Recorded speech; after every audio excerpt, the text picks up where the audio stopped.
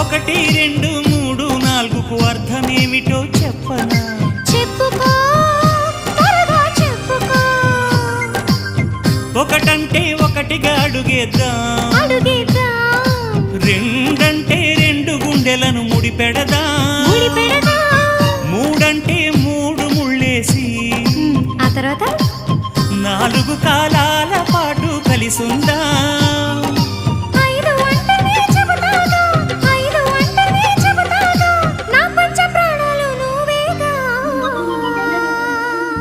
అమ్మావు ఇల్లు ఈగ చదివానాడు, ప్రేమ వలపు మనసు మమత చదివాయినాడు.